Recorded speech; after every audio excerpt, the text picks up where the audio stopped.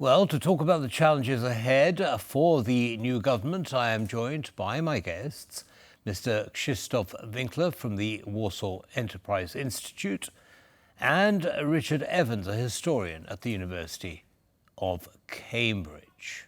Welcome, gentlemen. Thanks for taking the time. Hello. Thank you for inviting me.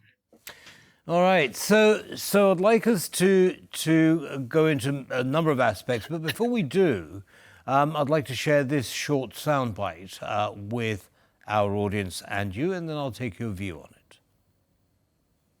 What is interesting is there's no enthusiasm for Labour, there's no enthusiasm for Starmer whatsoever. In fact, about half of the vote is simply an anti-Conservative vote. This Labour government will be in trouble very, very quickly. We will now be targeting Labour votes. We're coming for Labour, be in no doubt about that. I want to thank the team that have helped me do this over the last few weeks, my fellow candidates for behaving as impeccably as they have. Believe me, folks, this is just the first step of something that is going to stun all of you. Thank you very much. Now, that was Nigel Farage speaking of the Reform Party. I'd like to start with you, Mr. Evans, if I may.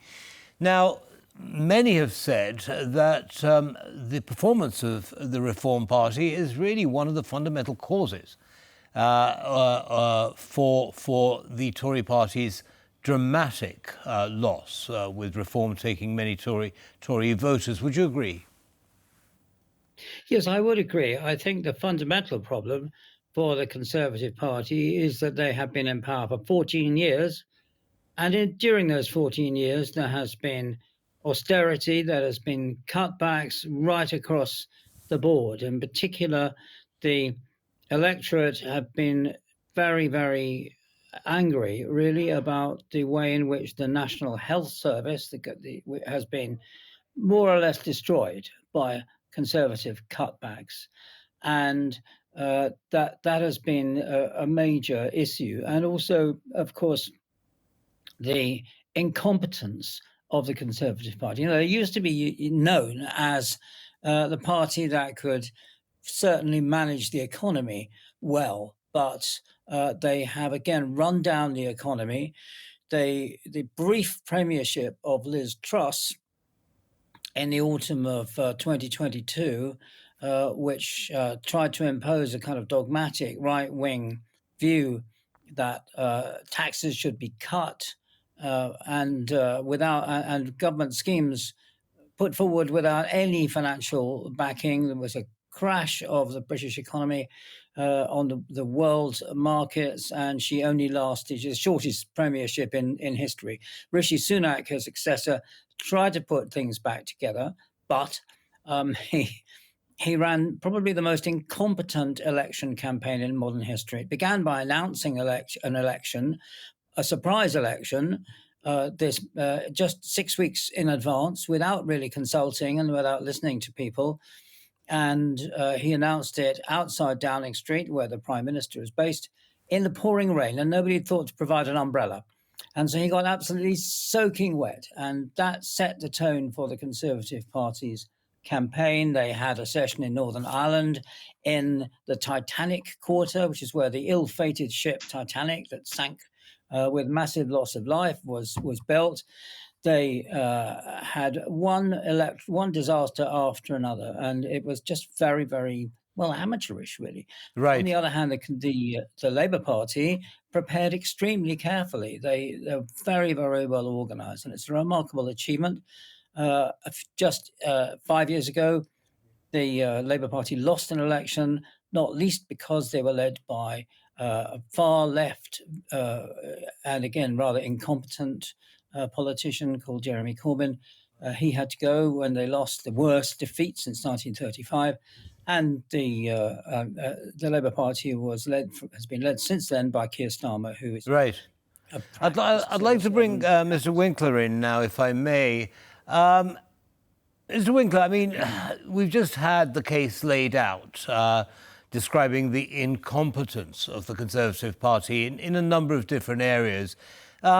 Is the Labour Party ready to turn that around, in your opinion? And if so, why? Well, the Labour Party will have almost the same problems as the Conservatives in their government. Very high public level of debt, problems with NHS, problems with British economic productivity per employee, problems in the world with wars in Ukraine and in Gaza Strip, and US-China competition for the world dominance. So they are keeping the baton from the conservatives in that very difficult moment. And after 14 years in opposition, I do not think that they have much or many people with enough experience to get to work from day one. And Right. Keir Starmer will have to go to NATO summit in next week. And in the 18th of July, there will be political unity summit when European leaders from the European Union will come to United Kingdom and they will discuss the problems which are faced by them and by the British state as well. So I do not think that the start of this government will be very easy for the Labour Party. Right. Most of all, this is one very important thing. What the Nigel Farage has said in that short film displayed in the beginning of our program is right. There is no great enthusiasm for the Labour Party.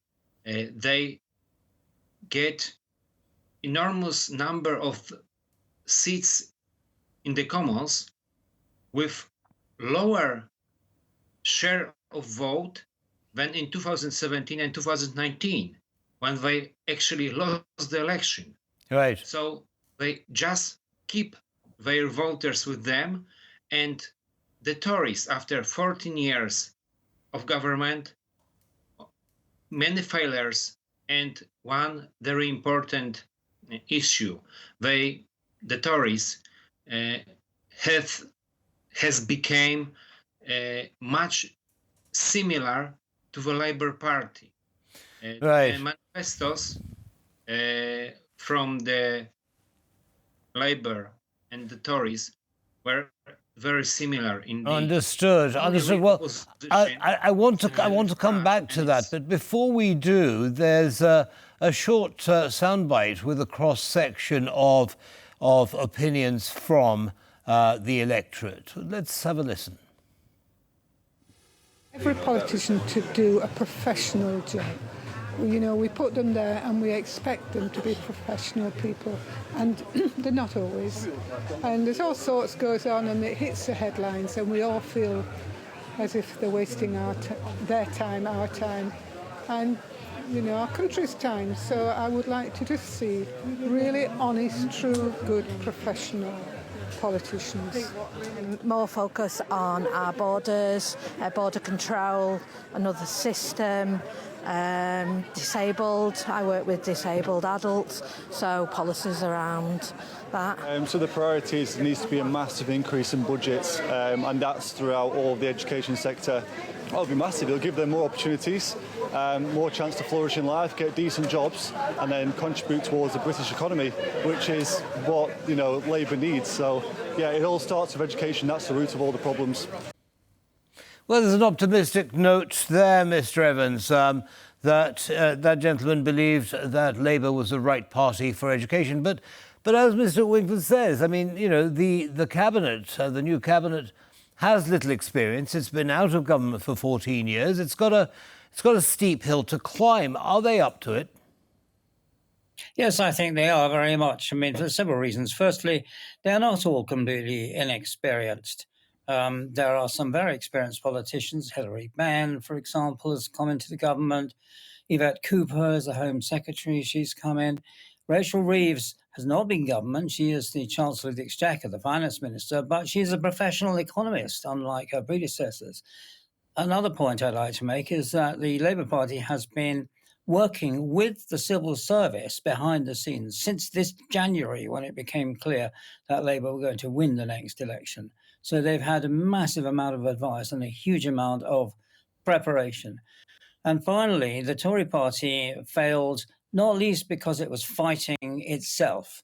There were huge fights between different wings of the Tory party, and the instability that came into government, particularly after Brexit disrupted the British political system, is extraordinary. There have been 14 secretaries of state for education in 12 years, for example. The turnover, the Tory ministers have not had the chance to grapple with the problems that confront the country because they've only been in office for a very short amount of time. They've even had actually less experience than the Labour Party ministers. Understood.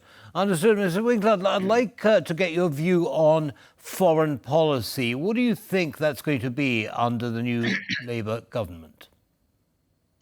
Well, I do not think that the Labour government will change much in the British foreign policy. In the case of Ukraine, I think that Keir Starmer will keep the line from the Conservatives. He will keep supporting Ukrainians by sending equipment and money needed to sustain their country in war. They thought that they are going to close the United Kingdom to the European Union. And of course, they could do it, but we have to think about British membership in Comprehensive and Progressive Trans-Pacific Partnership, which narrows the options which Labour Party now has, and AUKUS, which is also the agreement with Australia and United States. And it's not only about Australian nuclear submarines, but also about cooperation among the military industry of those three countries. So, of course, the Labour Party could put some its own footprint on the British foreign policy, but in the same time they will have to work inside the constraints prepared by the Conservatives, which after the Brexit and after the few years of quarreling, of thinking about how to make a real global Britain, they come to the conclusions and they decided to direct United Kingdom to historical British markets, I mean Asian and in Indian Ocean, I mean India. So this is the very important decision made by Conservatives. And I do think that Labour will have to follow the footsteps of Conservatives in these areas as economy and especially in military and security policy. Understood. Thank you for that. Now, Ms. Devons, staying on the international front, there is a chance that Marine Le Pen's party, National Rally, will win a majority in Parliament in France in the election, the second round, which is being held tomorrow. How would you characterise the relationship between Marine Le Pen's party and the Labour government? Well, I think governments have to be able to work with governments of other countries that do not share their fundamental political position. So I think that David Lammy, the new Foreign Secretary, and the very experienced staff of the Foreign Office will be able to do that. I mean, the fundamental thing is that the Conservative Party was very closely wedded to Brexit. It was the party that steered through Brexit. Europe per se and the European Union have been very toxic for the Conservative Party. They've reacted allergically to any kind of contact with Europe. The latest thing that they wanted to do in the election was to abandon the European Court of Human Rights, for example, which was actually created by a great conservative, in large part, Winston Churchill. Now, the Labour Party have said that they are going to seek closer relations with the European Union. And that is an obviously very sensible idea because Britain is part of Europe. The European Union is on our doorstep. They're our neighbours, and we must have better trading relations, better economic and other kinds of relationships with them. The Right. problem for the Labour Party is that Europe, the issue of Brexit and so on, cuts right across party lines. There were a number of Conservatives who thought that Boris Johnson's extreme version of Brexit was all wrong. And there are some voters, quite a lot of voters for the Labour Party, who also support Brexit. And that's why Keir Starmer has ruled out returning to the European Union or returning to Right. the common market, the Okay. single market. We're running out of time there, Mr. Evans. I just want to give the last word to Mr. Winkler very quickly, sir. Now, one of the reasons that the Conservative Party was actually kicked out was the illegal migrant issue, and for that they will need to work very closely. Legal migrants. Oh, yes, but those who are coming in from France, for example. The issue is immigration on the big scale, and the great majority of immigrants to the UK are legal. All right. No, okay, but one of the issues was that the British electorate expected from the Tory party was control over migration. Do you think that Keir Starmer will be able to work with Marine Le Pen's party if it does come into power to actually do something a little bit more concrete about this? And that's for Mr. Winkler. Yeah, it's quite difficult question because both countries will try to stop the influence of legal and illegal immigration. This is true that the Conservatives failed British society on the subject of migration at all, both legal and illegal. 600,000 people in 2023 is much higher than David Cameron and rest of Conservative prime ministers have promised to British electorate. And now I do not think that Labour Party are going to fare much better on that issue. Right. Because if Marine Le Pen, in fact, Jordan Bardella, her protégé, will become French Prime Minister, it will be very hard to send back migrants which cross the channel in small boats back to France. And in the same time, it is the issue which will have to be discussed and agreed with the European Union.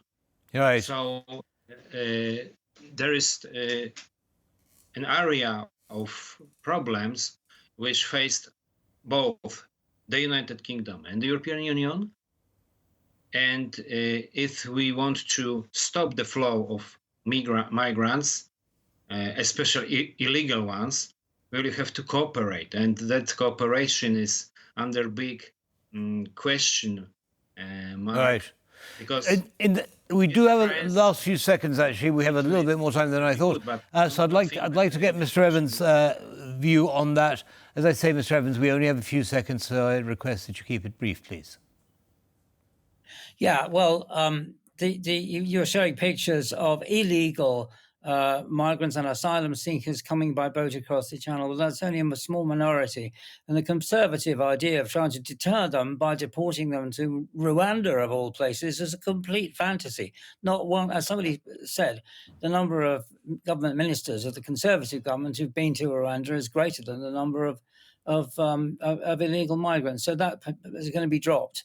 Right. What's needed a more staff, better arrangements, better channels, faster processing, all of those sorts of rather bureaucratic things. Well, on that and lots of other topics, we shall, of course, be watching closely. Gentlemen, thank you very much indeed for coming along and sharing your insights and expertise with our audience. Have a good evening.